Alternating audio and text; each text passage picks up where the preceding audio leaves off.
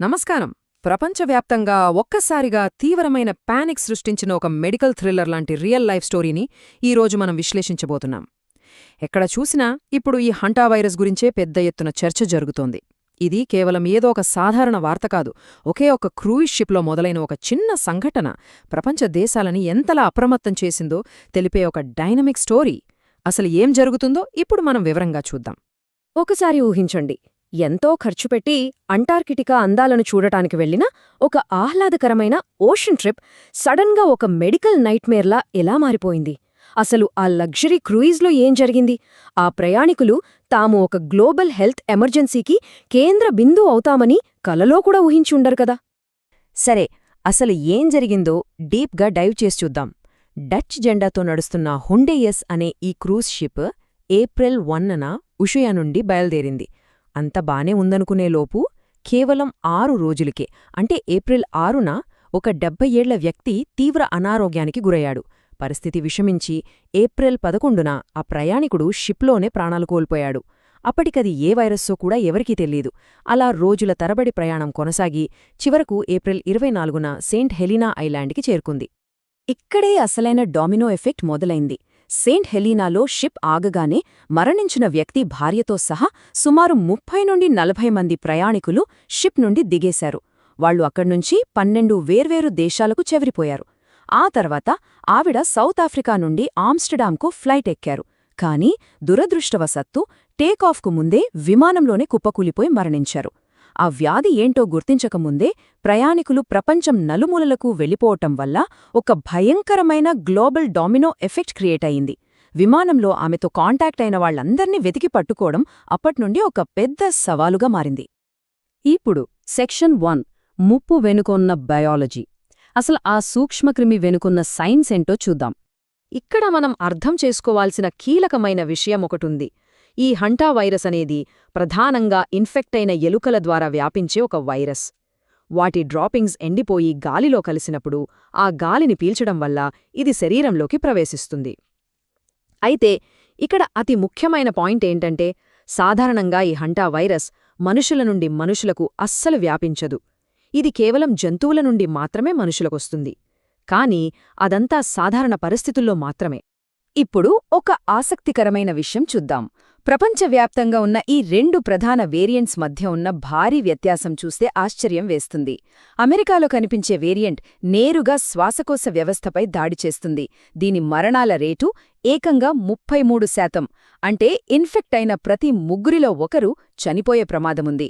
అదే ఆసియా, యూరప్లలో కనిపించే వేరియంట్ తీసుకుంటే అది కిడ్నీలపై ఎఫెక్ట్ చూపిస్తుంది.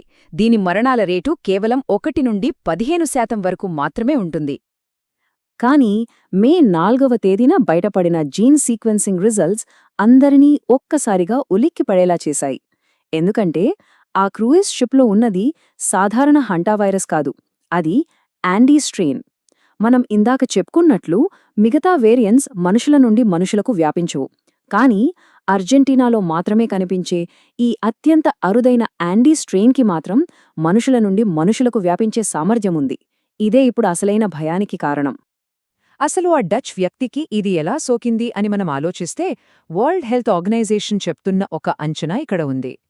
ఆ డచ్ వ్యక్తి షిప్ ఎక్కడానికి ముందు 4 నెలల పాటు చిలీ, ఉరుగ్వే మరియు ఆర్జెంటీనా దేశాల్లో ఒక రోడ్ ట్రిప్ చేశాడు. ఖచ్చితంగా యాండీ స్ట్రెయిన్ ఉండే ఎండమిక్ జోన్లోనే అతను తిరిగాడు. ఆ సమయంలో స్థానిక ఎలుకల ద్వారా అతనికి వైరస్ సోకి ఉంటుందని, ఆ తర్వాత అతని నుండి షిప్లోని ఇతరులకు ఇది వ్యాపించిందని భావిస్తున్నారు. ఇక సెక్షన్ 2, గ్లోబల్ కంటైన్మెంట్ మరియు దీని స్థానిక ప్రభావం ఎలా ఉందో చూద్దాం. ఇది చూస్తే ఒకే ఒక్క షిప్ నుంచి ఈ వైరస్ ఎన్ని దేశాలకు వ్యాపించిందో మనకు అర్థమవుతుంది. నెదర్లాండ్స్లో ఇప్పటికే కేసులు నమోదయ్యాయి. షిప్ స్పెయిన్లో డాక్ అయినప్పుడు ప్రభుత్వం అత్యంత పకడ్బందీగా ఎవాక్యుయేషన్ చేపట్టింది. ఇక యూకే, సింగపూర్, కెనడా మరియు అమెరికా లాంటి దేశాలకు కూడా ప్రయాణికులు వెళ్లడంతో WHO దాదాపు 12కు పైగా దేశాలతో కలిసి పరిస్థితిని అదుపులోకి తెచ్చేందుకు కోఆర్డినేట్ చేసుకుంటోంది. ప్రభుత్వాలు ఎంతటి ఎక్స్ట్రీమ్ స్టెప్స్ తీసుకుంటున్నాయో చెప్పడానికి ఈ ఒక్క సంఘటన చాలు. ఈ షిప్ మొదట్లో ట్రిస్టన్ డా కున్హా అనే అత్యంత మారుమూల ద్వీపంలో ఆగింది. అక్కడ ఒక ప్రయాణికుడు దిగాడు. కాని ఆ ద్వీపంలో విమానాలు దిగడానికి కనీసం ఒక రన్వే కూడా లేదు. దాంతో యూకే ప్రభుత్వం ఏకంగా ఒక మిలిటరీ విమానాన్ని పంపి పారాట్రూపర్ సాయంతో గాల్లోంచి 3300 కిలోల మెడికల్ సప్లైజ్ను అక్కడ డ్రాప్ చేసింది. పరిస్థితి ఎంత తీవ్రంగా ఉందో దీన్ని బట్టి అర్థం చేసుకోవచ్చు.